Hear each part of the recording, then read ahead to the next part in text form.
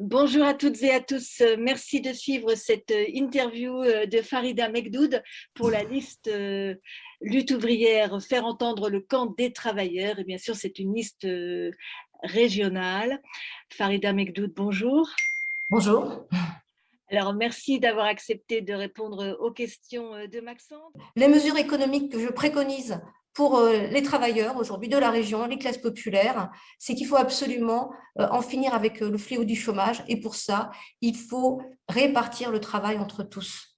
Quand il y a moins de travail dans une entreprise, eh bien, il faut que ça soit sur les dividendes des actionnaires, sur leurs profits. C'est à eux de faire des sacrifices. Et c'est non pas aux travailleurs à qui on demande de travailler davantage, avec des cadences qui sont aggravées. Les exemples dans la région sont énormes, hein, d'entreprises qui ont de l'argent public. J'ai un exemple qui me vient en tête, hein, particulièrement, c'est un exemple à Châteauroux. Hein, l'entreprise qui s'appelle Advance Wheel, l'usine elle est en liquidation, ils sont à l'attente d'un repreneur et il y a presque, enfin, près de 200 travailleurs sont dans l'attente, sont dans l'insécurité justement, pour savoir si oui, demain, ils vont pouvoir continuer à percevoir un salaire. Et, euh, et cette même entreprise, qui est un sous-traitant d'automobile qui fait des bénéfices, eh ben, elle est en train de toucher en ce moment des aides publiques. Ben, ça, c'est pas normal. Quand je dis aide publique, je devrais dire cadeau. C'est même pas des aides, ils n'ont pas besoin d'être aidés. Aujourd'hui, ce sont des parasites qui siphonnent tout l'argent public par plein de biais. Donc, il faut répartir le travail entre tous pour protéger notre niveau de vie, pour qu'on ne s'enfonce pas dans la misère.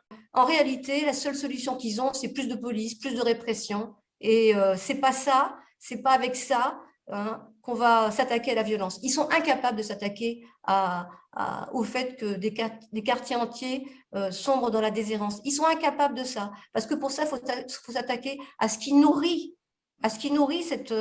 cette décomposition sociale qui existe dans toute la société. Hein. Et puis, je voudrais dire aussi que ceux qui sont à la tête des grands groupes, eh ben, ils donnent l'exemple en matière de criminalité. Ceux qui sont à la tête de l'État aussi, parce que la corruption, elle existe à beaucoup d'étages et elle a des conséquences sur toute la société. C'est un problème qui devrait être pris à bras-le-corps, hein, pour résoudre ces problèmes de santé. Et que la santé, ben, que puisse être accessible à tous. Parce qu'il y a les médecins généralistes, mais il y a aussi ce dont je parlais à l'instant, toutes les maternités qui ont fermé, les services de proximité qui ont fermé dans les zones rurales. Donc, ça, c'est ben, l'argent public qui devrait servir à ça, hein, à donner des salaires dignes de ce nom au personnel soignant, au personnel de la santé, aux agents d'entretien, aux femmes de ménage qui travaillent dans les hôpitaux, ouvrir les structures nécessaires et qu'on ne soit pas obligé de faire 50 kilomètres. Quand on habite à Pithiviers, par exemple, on est obligé de faire 50 kilomètres dans des conditions pas faciles pour pouvoir accoucher. On ne peut pas avoir une planète en bon état dans une société en mauvais état. Ça, c'est pas possible. Et si la société est en mauvais état, c'est parce qu'aujourd'hui, ben, les grands groupes capitalistes, ils dictent, hein, ils dictent leurs exigences. Et ils ne traitent pas mieux les travailleurs que la planète. C'est après eux le déluge. Donc, oui, ben, la population, elle est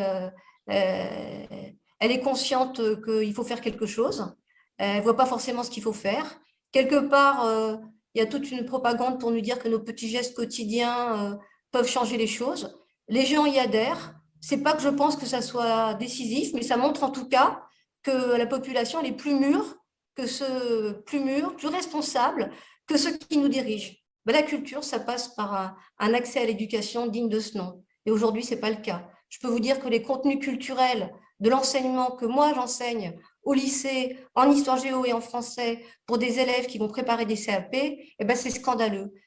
Les programmes ne font que se réduire, les contenus ne font que se réduire. On veut fabriquer des exécutants, pas des gens qui réfléchissent, pas des gens qui veulent se cultiver. On écarte a priori les classes populaires et les travailleurs.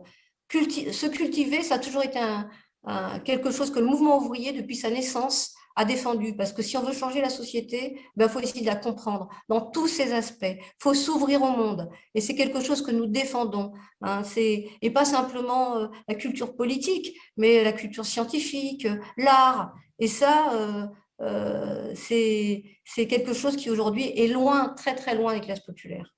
C'est une question de bon sens. À quoi sert le travail humain? Aujourd'hui, le travail humain, il est collectif, il est social et il est approprié par une poignée d'actionnaires qui s'enrichissent avec et qui emmènent l'humanité dans une impasse, que ce soit sur le plan climatique, social et écologique. Et vous savez, c'est une idée fondamentale qu'on veut faire passer, nous, dans cette élection, c'est que nous, les travailleurs, on fait tout fonctionner dans la société, et bien on doit la diriger.